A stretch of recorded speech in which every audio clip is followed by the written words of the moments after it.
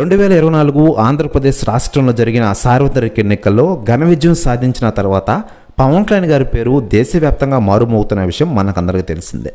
పిఠాపురం నుంచి ఎమ్మెల్యేగా భారీ మెజార్టీతో విజయం సాధించిన తర్వాత పవన్ కళ్యాణ్ గారి పేరు దేశంలోనే కాకుండా ఆంధ్ర రాష్ట్ర, తెలుగు రాష్ట్రాలు కూడా మారుమోగుతున్న విషయం విదితమే. ఎన్డీఏ కూటమి అధికారులకు రావడంతో జనసేన పార్టీ తొలిసారి ప్రభుత్వంలో భాగమైందనే విషయం తెలిసిందే. పార్టీ అధినేతగా ఉన్న పవన్ కళ్యాణ్ గారికి కూటమి ప్రభుత్వం ఉప ముఖ్యమంత్రిగా బాధ్యతలు అప్పచెప్పినప్పటి నుంచి పవన్ కళ్యాణ్ గారు నిర్విరామంగా ఆంధ్రప్రదేశ్ ప్రజలకు సేవలు అందిస్తూ వెళ్తున్న విషయం విదితమే. మరోవైపు పవన్ కళ్యాణ్ గారి క్రేజ్ ఫాలోయింగ్ గురించి రాజకీయ నాయకులు స్పందిస్తూ ఉండగా తాజాగా కేంద్ర సహాయ మంత్రి బండి సంజయ్ గారు సంచలన వ్యాఖ్యలు చేశారట.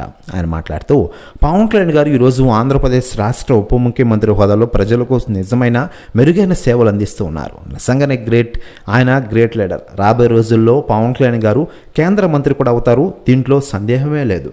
డిప్యూటీ సీఎం అంటే దేశంలోనే తిరుగులేదు, ఆయన క్రేజ్ ఎవరికి లేదు అంటూ సంచలన వ్యాఖ్యలు చేశారట కేంద్ర సహాయ మంత్రి బండి సంజయ్ గారు. ప్రశ్న వ్యాఖ్యలు వైరల్ అవుతున్నాయి టోటల్ ఆంధ్రప్రదేశ్ రాష్ట్ర రాజకీయాల్లో.